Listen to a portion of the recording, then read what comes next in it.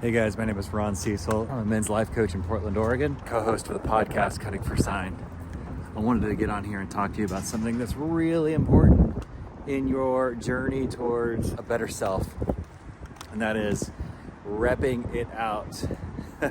What do I mean by repping it out? You know what you need to do in order to be the kind of person that you want to be. That might mean making more time with your kids. That may mean spending more time with your loved ones, your wife, your partner, spending more time on your body, whatever it might mean for you. I want to talk to you about this thing that really gets us stuck when we know we need to make some changes.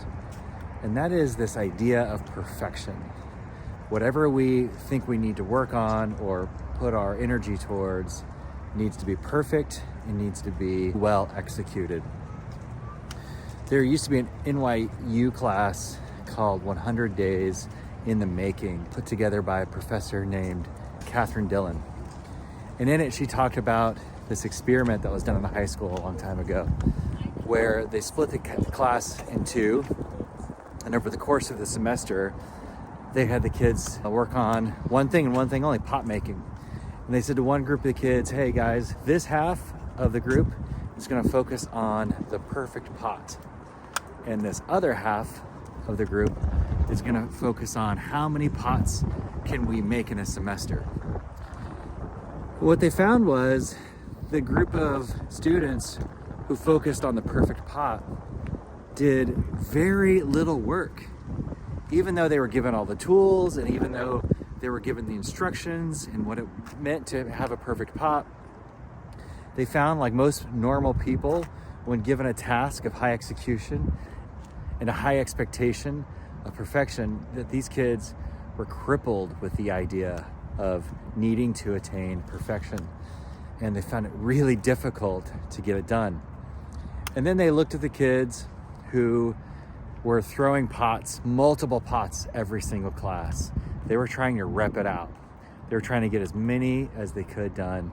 And at the end of the semester, they found that the kids who did more pots with no expectation of the quality or the beauty or the execution of how the pot was done, those kids actually created the most beautiful and best executed pots. Now I want you to think about that for yourself in your own life. As I'm walking my dog getting pulled around, what are you putting off in your life because there's an unmet expectation of perfection? I'll use my life as an example. Starting in my late teens and early 20s, I had a number of people, and I would say the first one was a writing professor my freshman year of college, who pulled me aside and said, Ronnie, you got something special, you got that thing, you really need to focus on your writing. And I heard her, and in my mind, I couldn't imagine what that meant. I had this idea of what a good book was. I read a lot at the time. I was into Kerouac and Steinbeck, and I thought I knew what a really good book was. And I couldn't imagine being able to write that. And then it continued to happen. Another professor would pull me aside and say, man, you need to write. And then someone else would read my writing and say, man, you're really on to something here. And yet I would put the writing off because I love literature and books so much that I thought there's no way I can write this way. And fast forward 20 years, guys, 20 painful years of putting off writing because I kept thinking that my writing had to be good right out of the gate. And each sentence had to be profound and well-crafted. And also, I'm not good at grammar. I was really intimidated by grammar and the rules of writing. I had something that felt like intuition, but mechanically, I felt lost. And a few years ago, as an act of love, I started to write 1,000 words a day. And with no intent of what that meant to do, what I was trying to do, I wasn't trying to get a book done. I wasn't trying to have a particular project in mind created. It was just to rep it out. And fast forward a few years later, I thought, might this look like if I began to collect scenes? And so I started to collect scenes of things just floating through my head. Again, repping it out. Over the course of about 18 months, I wrote 9/10 of a draft, first draft of a novel. And now here I am, a couple years later, now going back essentially over the second draft of that novel. And I'm finding a lot of emotions around that, because certainly I could have started something like this years ago, and I should have.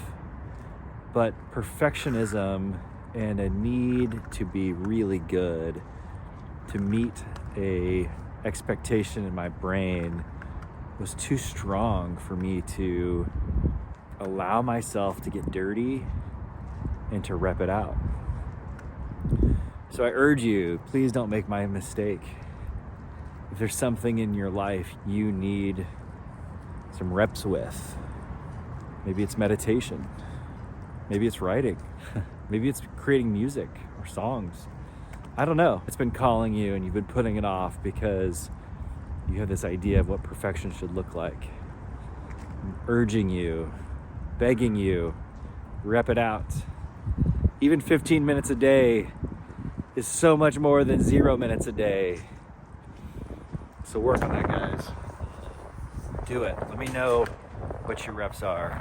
And as an added challenge, what might it look like to do it 100 times in a row? What if you had 100 days in the making of the thing that you put off?